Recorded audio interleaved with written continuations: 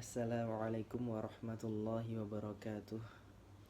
Alhamdulillahirabbil alamin. Assalatu wassalamu ala asrafil anbiya'i wal mursalin Sayyidina wa maulana Muhammadin wa ala alihi wa ashabihi ajma'in, amma ba'du. Pertama-tama marilah kita panjatkan puji syukur kehadirat Allah Subhanahu wa taala yang melimpahkan nikmat dan keberkahannya. Kemudian juga tidak lupa salawat beserta salam semoga selalu tercurah kepada junjungan kita Nabi Agung Muhammad SAW.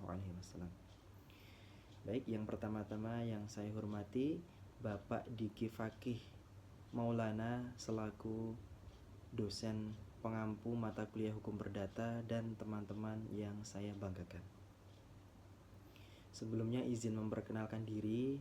Nama saya Angestu Budi Prabowo. Saya mahasiswa semester 4 dengan NIM 198.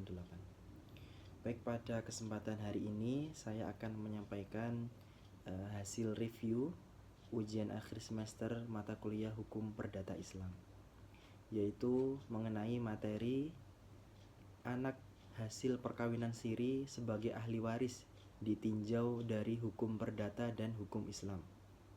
Studi kasus hak anak hasil perkawinan siri yang diajukan oleh Aisyah Mukhtar. Baik. Untuk memasuki yang slide pertama, yaitu ada dasar hukum.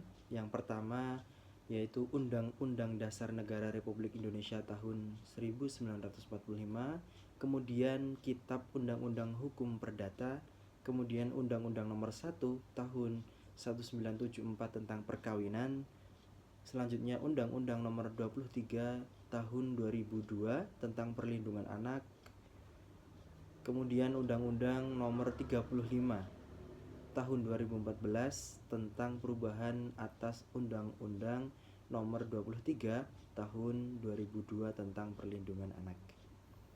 Kemudian yang terakhir yaitu Undang-Undang Nomor 39 tahun 1999 tentang hak asasi manusia serta Inpres Nomor 1 tahun 1991 tentang kompilasi hukum Islam. Untuk slide berikutnya yaitu bentuk permasalahan. Nah, hak anak hasil perkawinan siri yang diajukan oleh Aisyah Mukhtar alias Macica binti Haji Mukhtar Ibrahim dan Muhammad Iqbal Ramadan bin Mordiono yang menandai lahirnya paradigma hukum baru bagi anak yang lahir dari perkawinan siri. Nah, kasus tersebut itu dilatar belakangi karena Macica menikah siri dengan Mordiono pada 20 Desember tahun 1993 hingga memiliki seorang anak, yaitu Muhammad Iqbal Ramadan.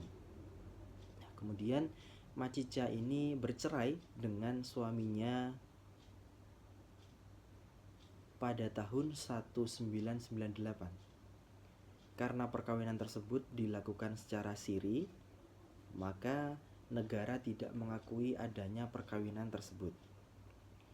Mordiono juga tak mengakui anak dari perkawinan sirinya tersebut.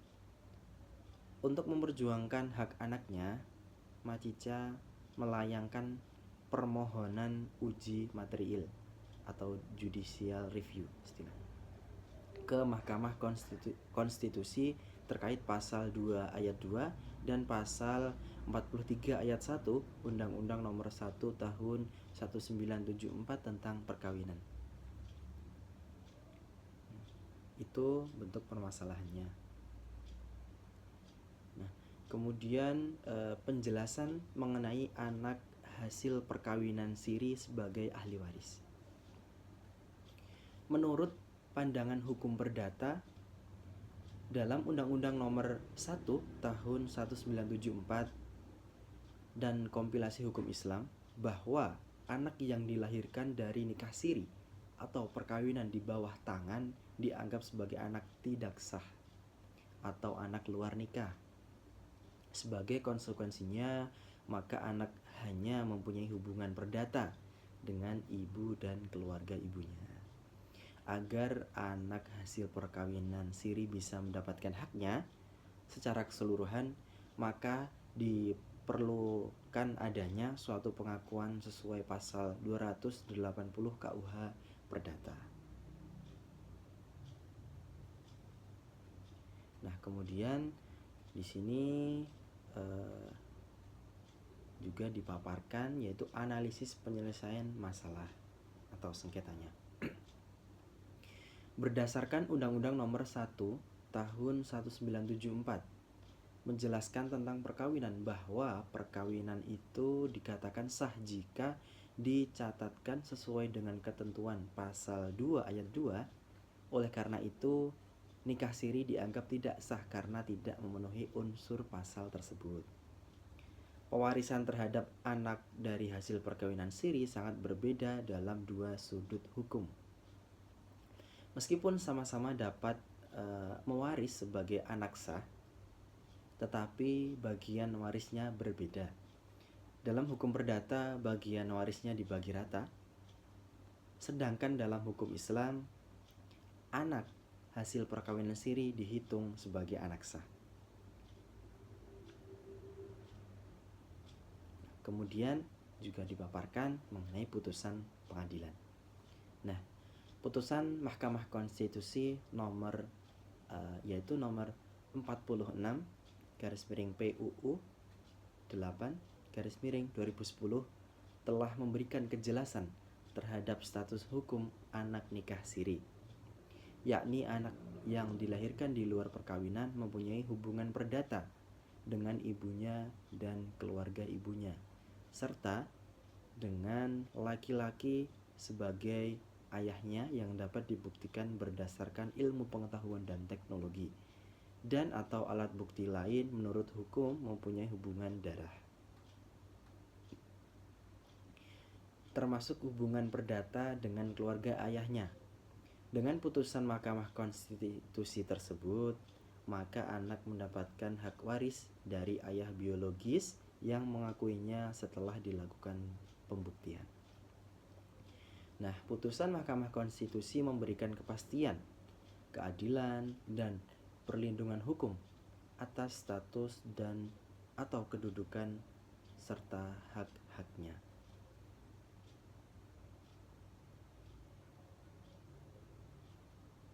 Kemudian juga disampaikan mengenai kesimpulannya,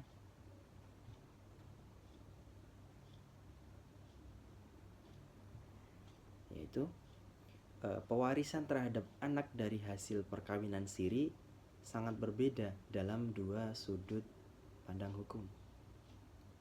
Meskipun sama-sama dapat mewaris sebagai anak sah, tetapi bagian warisnya berbeda. Dalam hukum perdata, bagian warisnya dibagi sama rata. Sedangkan dalam hukum Islam, anak hasil perkawinan siri ini dihitung sebagai anak sah. Bagian anak perempuan adalah apabila ia anak satu-satunya dan apabila ada lebih dari satu anak perempuan. Sedangkan bagian anak laki-laki adalah seluruh sisa harta warisan yang telah dibagi dengan ahli waris lainnya. Apabila anak laki-laki mewaris bersama anak perempuan, maka bagian anak laki-laki tersebut adalah 2 kali dari anak perempuan. Baik, sekian yang dapat saya sampaikan pada kesempatan kali ini. Itulah review ujian akhir semester mata kuliah Perdata Islam. Kurang lebihnya saya mohon maaf. Wabillahi taufiq wal hidayah. Wassalamualaikum warahmatullahi wabarakatuh.